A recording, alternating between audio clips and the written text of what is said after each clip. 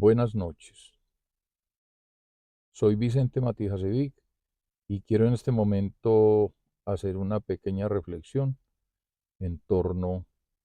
al dibujo. Quiero intentar plantear una especie de pequeños mandamientos alrededor del dibujo de expresión en la convicción de que ese dibujo de expresión es un asunto radicalmente distinto a lo que las gentes tienden a considerar respecto del dibujo, en tanto que una forma de repetición de la realidad. Indudablemente el dibujo de expresión es otra cosa y voy a tratar de plantearlo aquí. Para eso voy a empezar ayudándome brevemente de un comentario que he tomado de la internet, de una página titulada Don Filósofo, donde hacen una síntesis muy atinada, muy lúcida del pensamiento de Jacques Derrida respecto del desestructuralismo. Ese video de Don Filósofo es el siguiente. La deconstrucción. Jacques Derrida.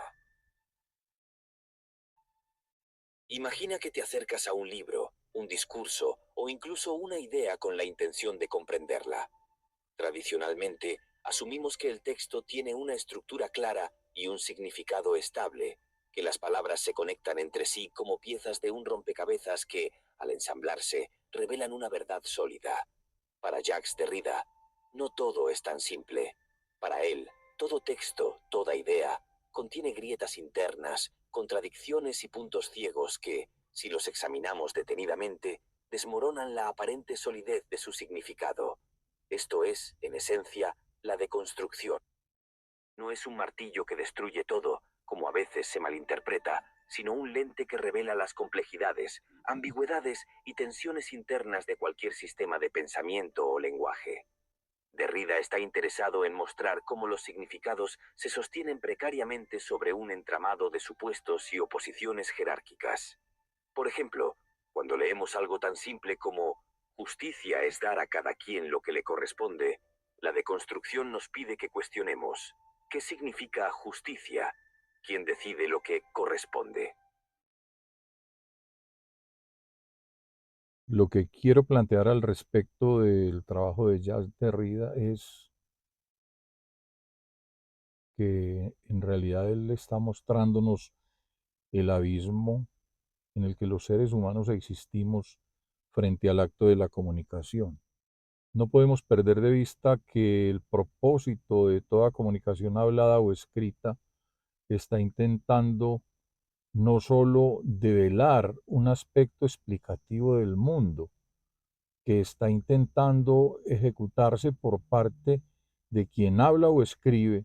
sino que detrás de ese propósito explicativo hay también un propósito de predicción, de hacer predicciones respecto del devenir, respecto de lo que va a acontecer en un fenómeno cualquiera, en una ocurrencia cualquiera. Entonces, Jacques Derrida nos pone frente al abismo y frente a la pregunta de si verdaderamente la comunicación humana es plausible, si verdaderamente estamos ante una manera comunicante con algún asomo de éxito, con alguna probabilidad de triunfo, de eficacia, o si por el contrario esas grietas de las que nos habla Jacques Derrida están condenando todos los discursos y todos los argumentos a sufrir un proceso de escabullimiento, de destrucción, por medio del cual solo estamos dejando pues aflorar aquellas intenciones de hacer explicación y de hacer pronóstico de cualquier asunto, cuando en realidad lo que los seres humanos deberíamos buscar en la comunicación es el consuelo mutuo frente a los dos horrores fundamentales en los que se cifra toda la profundidad del existencialismo, que no son otros que, en primer lugar, el horror a la escisión entre las maneras en las que funciona la psique humana, es decir, el mundo interno del sujeto, y las maneras en las que funciona el mundo, en tanto que realidad ontológica en medio de la cual ese ser humano existe. Y en segundo lugar,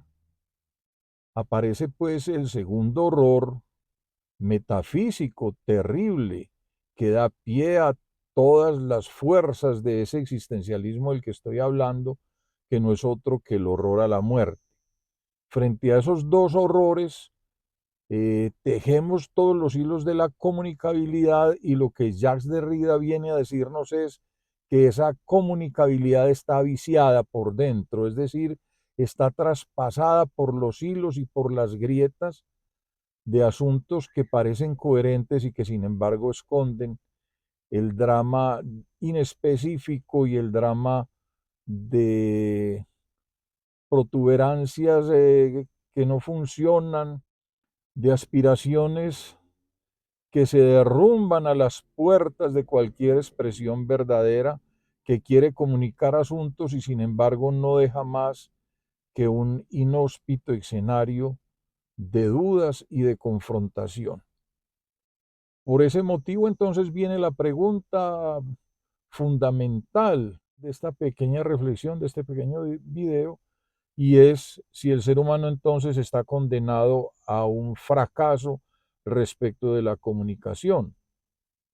En primer lugar, debemos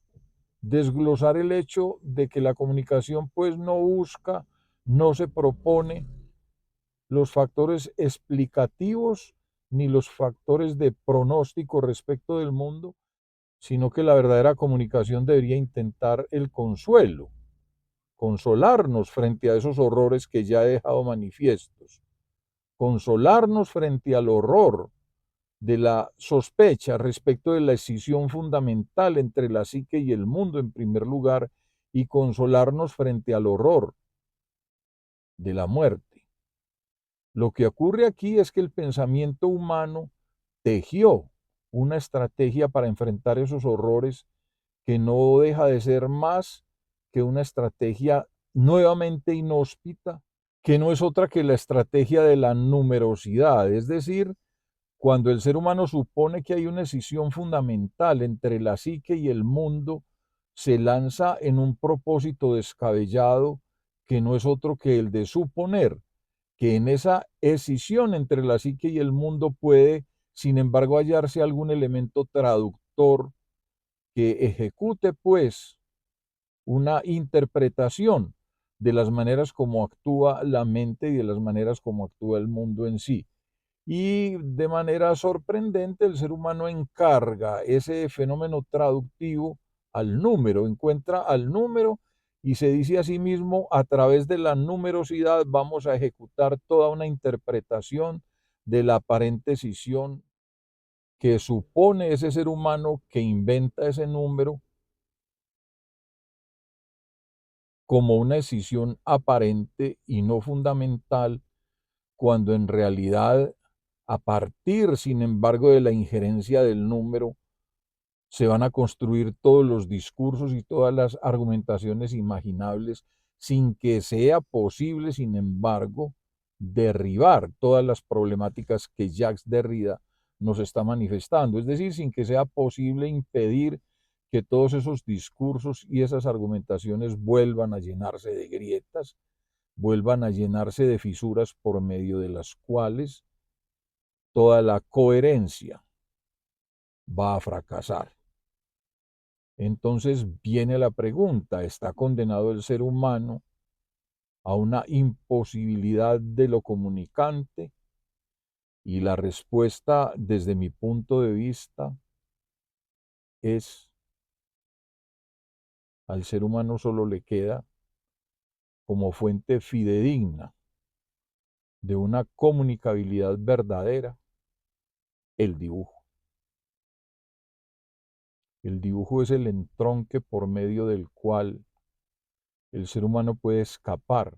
a todo ese peligro de grietas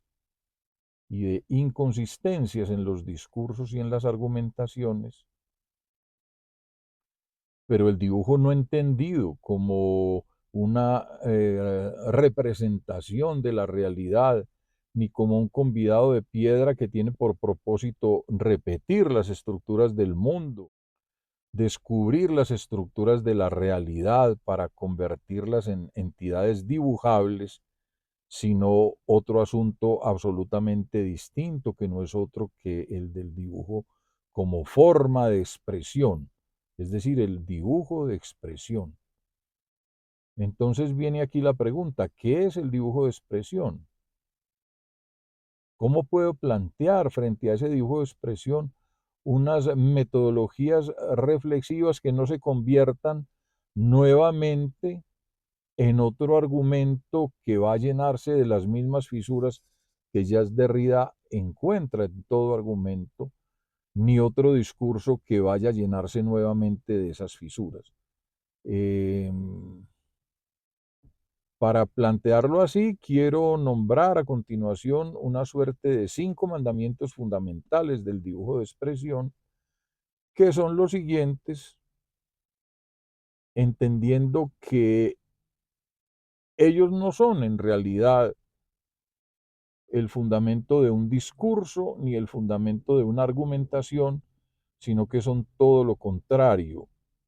Es decir, son el hallazgo por medio del cual se desnudan las grietas y las escisiones y las hendiduras por medio de las cuales los discursos y los argumentos fracasan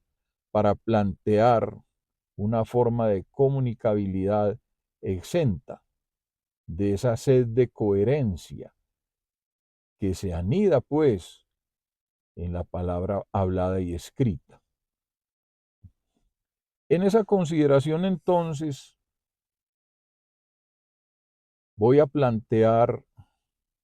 los 5 mandamientos fundamentales del dibujo de expresión, que son los siguientes, tratando de explicar a medida que los nombre algunos de los derroteros que los conviertan en una sistemática plausible de inicio respecto del acto dibujal expresivo, pero que no van a servir en todo caso como camisa de fuerza ni como jaula para el dibujo en sí. Esos 5 mandamientos son los siguientes. Los 5 mandamientos del dibujo de expresión son los siguientes. En primer lugar, y como primer mandamiento, el dibujo de expresión está obligado a pertenecer al reino del dibujo inexacto. O sea, con este primer mandamiento lo que el dibujo de expresión debe hacer es una renuncia, un acto de abjuración respecto de la precisión, respecto del acto representacional del dibujo al que se le entregan responsabilidades y compromisos inherentes cuando se pretende que lo que el dibujo debe hacer, que lo que el dibujo en general debe hacer es representar el mundo, es decir, volver a presentarlo, volver a presentarlo. Y entonces este primer mandamiento nos dice, no es el objetivo del dibujo de expresión volver a presentar el mundo, porque el dibujo de expresión pertenece a las escenas, a los escenarios del dibujo inexacto. Es decir, su gran valor es la inexactitud. Su gran valor es la inexactitud. Ese es el primer mandamiento. De momento podemos dejarlo ahí para ir pasando a los demás mandamientos y cuando sea necesario devolvernos, pues así lo haremos. El segundo mandamiento de ese dibujo de expresión es que el dibujante debe tener la disposición de ejecutar en su proceso dibujal cualquier suerte de mensajes falsos, cualquier suerte de mensajes falsos, cualquier suerte de mensajes falsos. O sea, intencionalmente el dibujante debe darse cuenta que el dibujo es capaz de mensajear cosas, de arrastrar mensajes contenidos en sus formas, y el dibujante debe tener la suspicacia suficiente para conseguir que en medio de esos mensajes que el dibujo de expresión arrastra, casi sin proponérselo, el dibujante va a ser capaz de inyectar una dosis inaudita de falsedad solamente para lesionar la intromisión que el lenguaje intenta a través de ese acto de ejecución de mensajes que no pertenece en todo caso al dibujo de expresión, porque el dibujo de expresión tiene por objeto comunicar emociones, no trazar mensajes ni hacer evocaciones de planteamientos interpretativos, ni de planteamientos de pronóstico, ni de supuestas lecturas predictivas de la realidad o de los sucesos. El dibujo de expresión tiene por motivo fundamental plantear, poner al desnudo y al descubierto el mundo emocional del dibujante y a través de eso el mundo emocional del espectador que observa los dibujos en sí. Ese es pues un segundo mandamiento y puede descubrirse a través de ese segundo mandamiento que estamos enrutados en un proceso paradójico. Estamos construyendo pues propósitos paradójicos para el dibujo. Que el dibujo está a través de esta forma y de la relación de esta forma con aquella otra, está arrastrando un mensaje inesperado que el autor con gran suspicacia lo observa, lo descubre y lo falsea, lo falsea. Es decir, no le permite a ese lenguaje que anide en el dibujo mismo, sino que el dibujante falsea ese lenguaje, lo inyecta de contradicciones, lo inyecta de exageraciones, simplemente para que ese mensaje padezca en su propósito de mensajear, en su propósito de mensajear. El tercer mandamiento del dibujo de expresión es que el dibujante debe estar en la disposición de ejecutar en las formas, en los trazos, en las líneas, es decir, en lo que su dibujo mismo construye, ubica en ese espacio dimensional, el dibujante debe estar en la disposición de trazar esos asuntos con la intención de que los trazos queden voluntariamente mal ejecutados, mal hechos. Esto lo planteo así porque el dibujo de expresión no tiene por objetivo convertirse en un catálogo de buenas intenciones respecto de las cuales el dibujante le dice al espectador: mire, señor espectador, usted está frente a un dibujante que sabe trazar, que sabe proporcionar, que sabe ejecutar lo que quiere ejecutar. No, el dibujante de expresión, precisamente en esos escenarios de lo más evidente, porque no se trata aquí de que estemos promoviendo la idea de que puede ejecutarse un dibujo de expresión sin ninguna consolidación de un campo herramiental de parte del dibujante. No, el dibujante tiene que tener, claro está, la formación de unas capacidades herramientales, es decir, él tiene herramientas y se llena de herramientas mnemónicas. Tiene en la memoria establecidos todos unos parámetros para trazar el mundo, pero cuando decide actuar dentro de un plano determinado, su objetivo no es demostrarle esas herramientas al espectador, no es hacer jactancia de ellas, sino simplemente que ellas manifiesten lo que tienen para manifestar adentro del libre albedrío que se va desenvolviendo como una parafernalia de la psicología humana que ejecuta pues su acto comunicacional a través del dibujo. Entonces el dibujante no está como quien dice: señor espectador, párese ahí que le voy a demostrar todas las herramientas que tengo. Le voy a demostrar cómo sé hacer manos, cómo sé hacer pies, cómo sé hacer ojos, cómo sé hacer perfiles, rostros de 3/4, cuerpos en escorzo. Párese ahí que le voy a demostrar todo lo que sé. Es una nueva paradoja, es lo que estoy planteando en este tercer mandamiento. Claro, el dibujante debe saber, pero no debe saber para jactarse de lo que sabe, no debe saber para jactarse de lo que sabe. Es decir, cuando su sapiencia sea mayor, debe tener la habilidad, la soltura, la solvencia suficiente en su capacidad decisoria para que los trazos sean esquivos, para que los trazos sean sintéticos, para que los trazos encuentren líneas de escape que no se sometan simplemente a un tedioso proceso demostrativo respecto de cánones y de conocimientos de estructuras, sino que simplemente allí donde la estructura es placentera de ver, también aparezca el placer de trazarla. Allí donde la estructura sea placentera de ver, también aparezca el placer de trazarla. Es decir, el placer de ver va ligado entrañablemente al placer de trazar.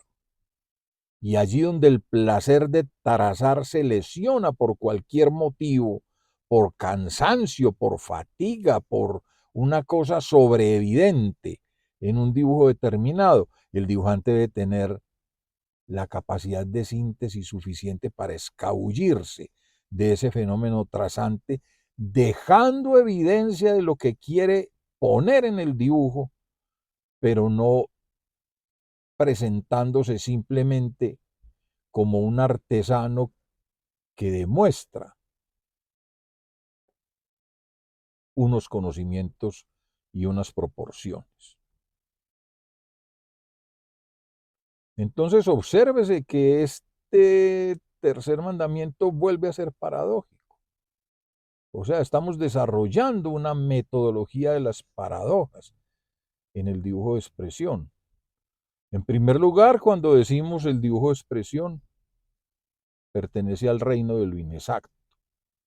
No estamos desglosando el mundo, no estamos desbaratando el mundo, no estamos convirtiéndolo en estructuras comprensibles para hacer alarde de lo que hemos comprendido del mundo mismo. No. En segundo lugar, debemos tener la capacidad, dentro de estas paradojas de los mandamientos respecto del dibujo de expresión, para desarrollar un enorme portafolio mnemónico de habilidades y de conocimientos respecto de la forma y de las estructuras del universo en el que estamos ejecutando el dibujo y respecto del cual estamos ejecutando el dibujo. Pero sin embargo, todo ese portafolio no está para hacer alarde de él, sino que está solamente para permitir que allí donde aparezca el gozo de trazar, es decir, el gozo de dibujar, entonces el gozo mismo se consolide en el trazo en sí. Pero allí donde sea imprescindible un trazo que no produce gozo, será imprescindible también que el dibujante dilucide las maneras de dejar huellas respecto de eso que no produce gozo de verlo, pero que sin embargo debe dejar una huella ahí por el motivo que sea, convirtiéndose pues esa huella en una especie de escape por medio del cual las cosas están y no están, por medio del cual entonces el dibujante simplemente ejecuta trazos voluntariamente mal hechos, voluntariamente mal hechos. Es decir, él no se engolosina en intentar demostrar a todo momento que sabe y que sabe y que sabe, sino que él solamente se va a engolosinar presentando lo que sabe en el momento en el que trazarlo le produzca gozo. pero en el momento en que no le produzca gozo y ya sea imprescindible dejar una huella de eso que no le produce gozo, pues entonces esa huella será espúrea, será frágil, estará presente, pero no haciendo alarde de ninguna precisión ni de ninguna exactitud. Ese es pues el tercer mandamiento que, como vemos, está hundido en la misma acción paradójica del primero y del segundo mandamiento. Ahora viene pues el cuarto mandamiento del dibujo de expresión, que no es otro que la capacidad de inyectar en el dibujo mismo significados delirantes, significados atravesados por el atrevimiento, por la incoherencia. Porque en todo caso, este mandamiento lo que nos está mostrando es que el dibujante no puede dejarse llevar por una lógica que el lenguaje revisa, que el lenguaje selecciona, porque es obvio aquí, este es el gran problema, este es el gran problema que debe saltarse el dibujo de expresión, el reconocimiento de que el lenguaje no está dejando la volición del dibujo dentro de todas las fenomenologías del libre albedrío, sino que ese lenguaje está ejecutando un proceso de revisión paulatino, un proceso de refrendación, de autorización, de censura, por medio del cual ese lenguaje ausculta, selecciona, duda, revisa, autoriza y finalmente va dando un proceso de validación a la ejecutoria del dibujo. Todo eso es abominable para el dibujo de expresión. Todo eso es abominable para el dibujo de expresión, de tal manera que cuando ese lenguaje empieza a denotar su capacidad auscultativa, su capacidad de revisión, su capacidad de duda, su capacidad argumental, el dibujante lo que debe descubrir es que ahí, más que la capacidad del lenguaje para argumentar, para dilucidar, para explicar, para predecir, lo que se está metiendo ahí es la misma capacidad del lenguaje para fabricar grietas por medio de las cuales la coherencia finalmente va a perderse. Y puesto que el dibujo de expresión no quiere someterse a esa misma fenomenología fatídica por medio de la cual la comunicación termina devastándose en medio de las grietas que el lenguaje mismo utiliza como supuestas estructuras para levantarse y sin embargo en realidad está construyendo es toda una fenomenología de agrietamiento en medio de la cual la comunicación va a fracasar.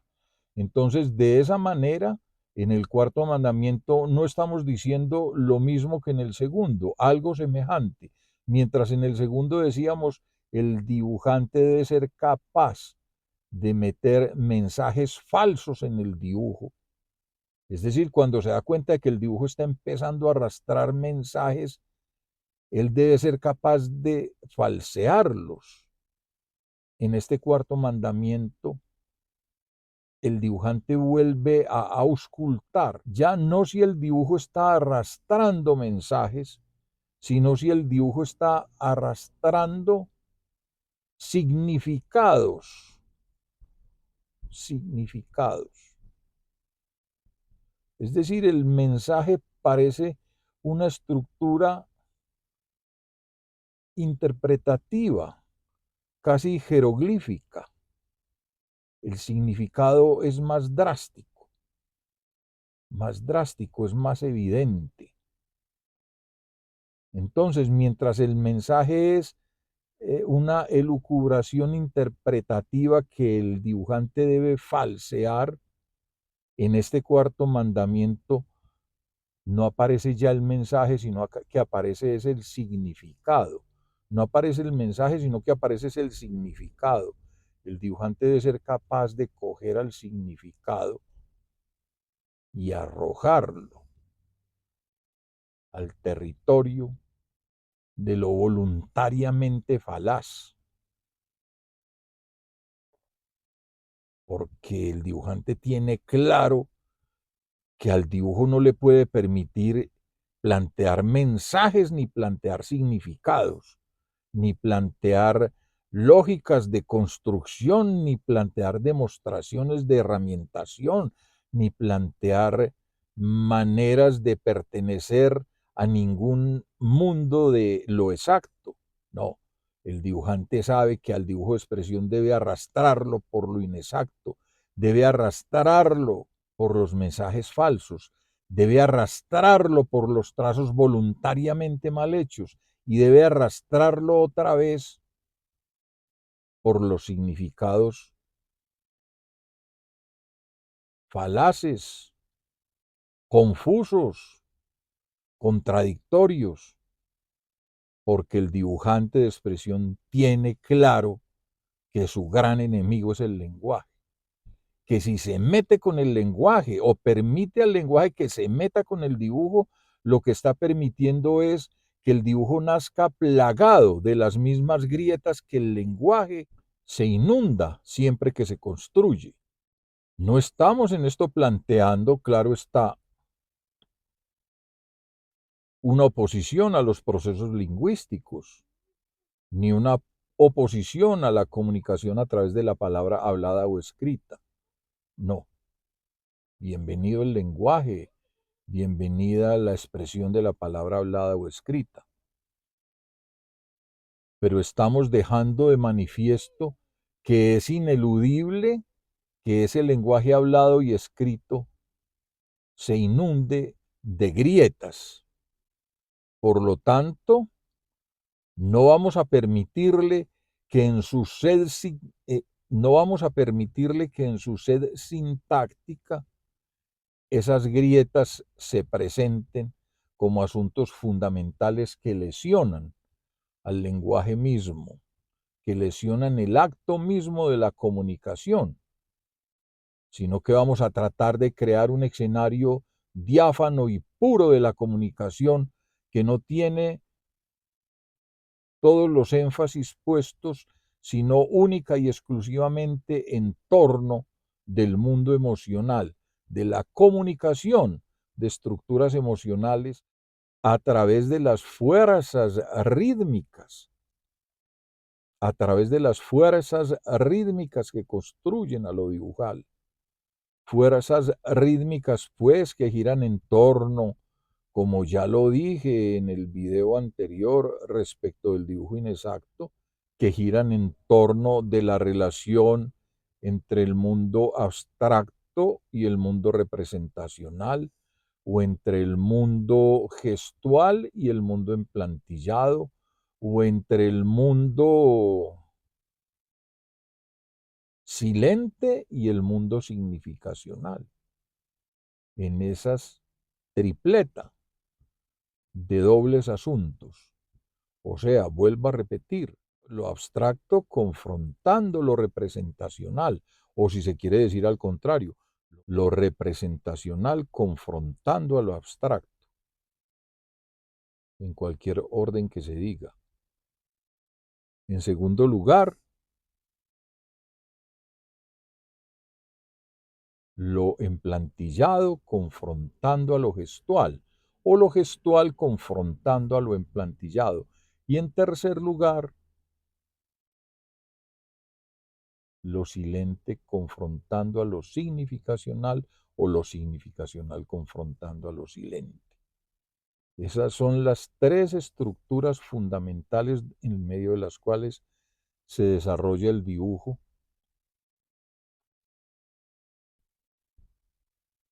desde los aspectos rítmicos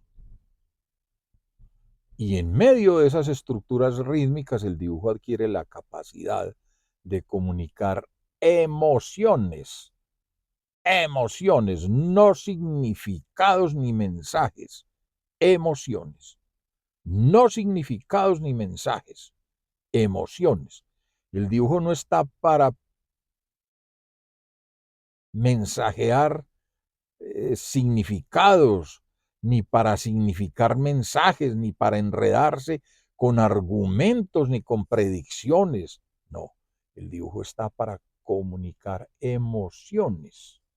emociones. Y desde ese mundo emocional, el dibujo es el único consorte posible para la sed de comunicaciones plenas del ser humano. Todo lo demás está demasiado espoleado por el lenguaje, demasiado revisado por el lenguaje, demasiado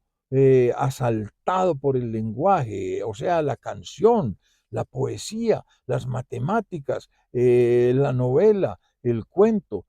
el teatro, el cine. En todo eso el lenguaje hace la proliferación más inaudita de seguimientos, de tal manera que no le deja campo de salvamento a esas formas de comunicación y siempre termina dejándolas insertadas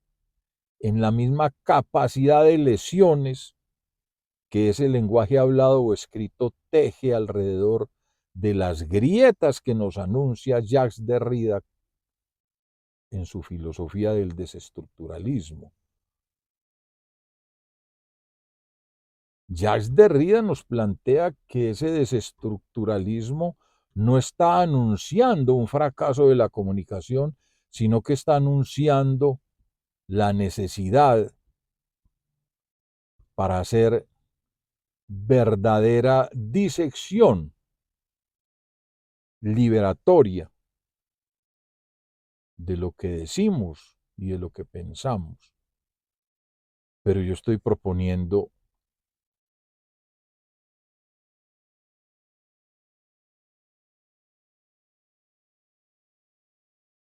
que esa liberación del afán lógico del lenguaje no es posible llevarla a cabo desde el mismo lenguaje. En otras palabras, el lenguaje no puede liberarse a sí mismo porque el lenguaje está padeciente de una lógica sintáctica que lo abriga y lo arropa de principio a fin, de tal manera que todo aquello que se meta con el lenguaje está condenado a arrastrar las grietas que van a lesionar los comunicados que el lenguaje mismo pronuncia o escribe. Es decir, ¿qué trascendencia tiene esto? La siguiente: siempre que se comunica algo a través de las palabras habladas o escritas, siempre hay un riesgo fundamental de estar diciendo lo que no se quería decir, de estar pronunciando lo que no se quería pronunciar, de estar anunciando lo que no se quería dar por entendido,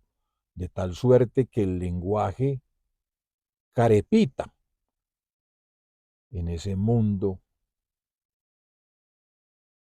de la confusión, crepita en ese mundo de la confusión.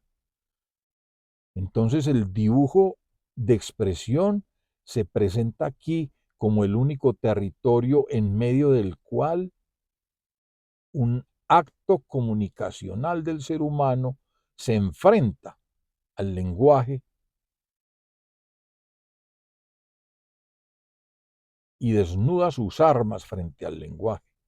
y le dice al lenguaje: exíjame lo que quiera, que yo voy a demostrarle cómo no cumplir sus exigencias, cómo no cumplir sus exigencias, porque me interesa es la comunicabilidad del mundo emocional del ser humano, no la comunicabilidad de mensajes ni la comunicabilidad de significados, sino solamente la comunicabilidad de emociones. Y en quinto lugar, aparece pues el quinto mandamiento que vuelve a ser paradójico. Y es el siguiente. Un dibujo de expresión puede complejificarse, puede completarse, puede desarrollarse, puede hacerse más intrincado, puede hacerse más completo, puede hacerse más ambicioso. El dibujante puede perseguir más su gozo visual de ver y de trazar, su gozo visual de ver y de trazar, su gozo visual de ver y de trazar más y más y más y más. Pero sin embargo el dibujo de expresión nunca se debe pulir.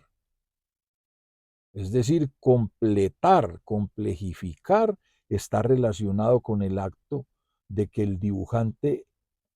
haga explosión e implosión de su sed de gozo respecto del acto de ver y de trazar lo que va a ver. Esa sed de gozo puede extrapolarse, pero lo que no es posible es sujetar al dibujo de expresión a un proceso de pulimiento, de pulimento. Entonces, en resumidas cuentas, este quinto mandamiento dice el dibujo de expresión puede complejificarse, completarse, detrás de la sed de ver y de trazar, pero no puede pulirse, porque el acto de pulir está relacionado con el acto de convertir al dibujo en un asunto con características ornamentales, con características de adorno, con características de lo bien hecho. Y al meterse el dibujo de expresión en ese territorio de lo que se pule, está corriendo el enorme peligro de convertirse en adorno. Y entonces viene pues la reflexión, ¿en adorno de qué? Si el dibujo de expresión pudiera convertirse en un adorno, entonces viene la pregunta, ¿adornar qué? ¿Para adornar a quién? ¿Para adornar dónde? ¿Y para adornar por qué? Porque vuelvo a decirlo, el dibujo de expresión solo tiene como propósito arrastrar, entregar, colisionar, capturar emociones para arrojárselas a los ojos al espectador, para que el espectador vuelva a emocionarse con ellas de la misma manera que el dibujante se emocionó al trazarlas y al concebirlas. Pero en ese trazo el dibujo de expresión está arrastrando una tremenda carga gestual, una tremenda carga del gesto, del gesto. Estoy furioso, por lo tanto mis líneas quedan contaminadas de esa furia rítmicamente. Estoy plácido, por lo tanto mis líneas quedan contaminadas de esa placidez gráficamente. Pero si yo finalmente intento un proceso de pulimento, estoy sometiendo ese dibujo al peligro de que pierda esa fuerza gestual. Y si el dibujo perdiera esa fuerza gestual, si el dibujo perdiera esa fuerza gestual, va a perder uno de los ingredientes más caros al acto de la comunicación de emociones. Este es pues todo el panorama de defensa del acto dibujal como una fuente de completitud respecto de la comunicación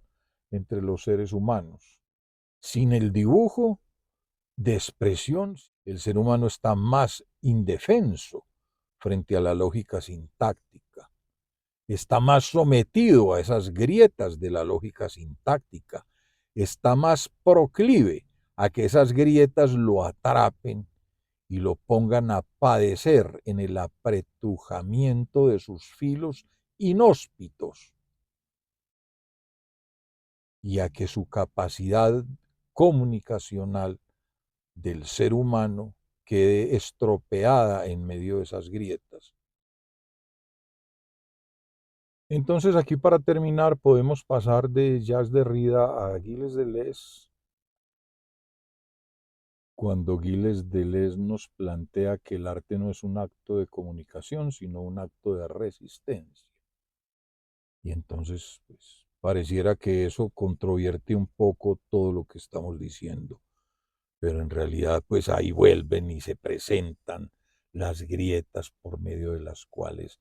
todo el lenguaje se erosiona, porque yo estoy nombrando la comunicación en un sentido diferente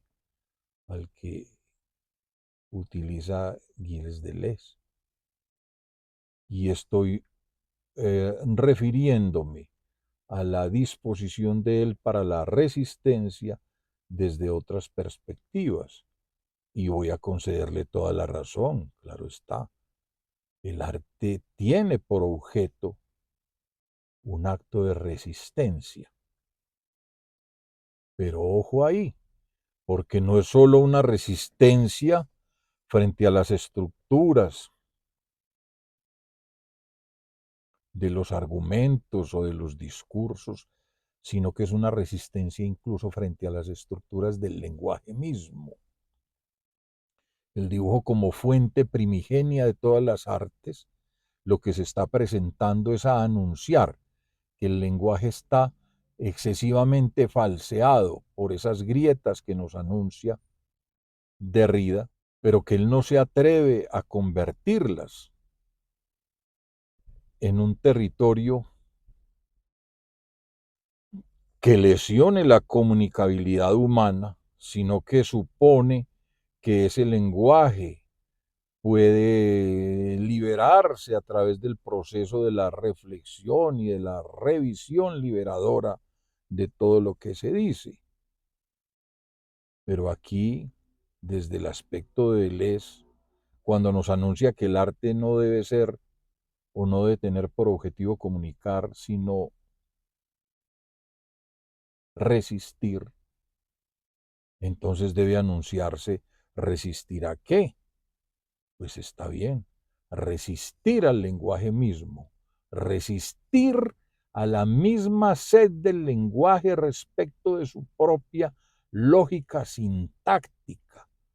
Es decir, el lenguaje está fundado en la lógica de la sintaxis y el lenguaje no puede abandonar esa lógica.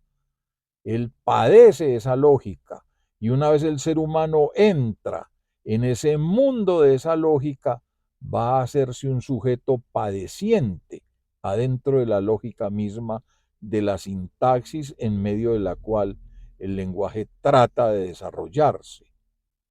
Porque en ese intento de desarrollarse, el lenguaje avanza y hace procesos de estropeamiento de mundos, de entornos. Y entonces en medio de ese estropeamiento, el lenguaje hace un proceso reflexivo difícil y se lanza a nuevos paradigmas, como suele decirse, y en ese nuevo paradigma va a ejecutar otros estropeamientos y otros estropeamientos, y entonces en una seguidilla de estropeamientos y de grietas, el lenguaje está destrozando el mundo humano, está destrozando el mundo de la tierra, está destrozando la tierra como núcleo de la existencia humana, está agotando las especies, extinguiéndolas, agotando los ecosistemas, agotando las aguas, agotando los mares, agotando los cielos, sometiendo el mar, el agua, el cielo y la tierra a todos los perjuicios de la contaminación, de los asuntos que se queman, que se ensucian.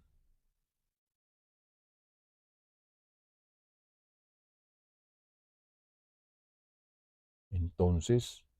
ahí sí vale la proclama de Deleuze en el sentido de que el arte no tiene por propósito comunicar, sino resistir, pero teniendo en cuenta en primer lugar que la resistencia fundamental del arte es en contra del lenguaje mismo, en contra del lenguaje mismo. O sea, el arte no está creando una resistencia para levantarle un trono al lenguaje, sino para derrumbarle todo su trono. Muchas gracias.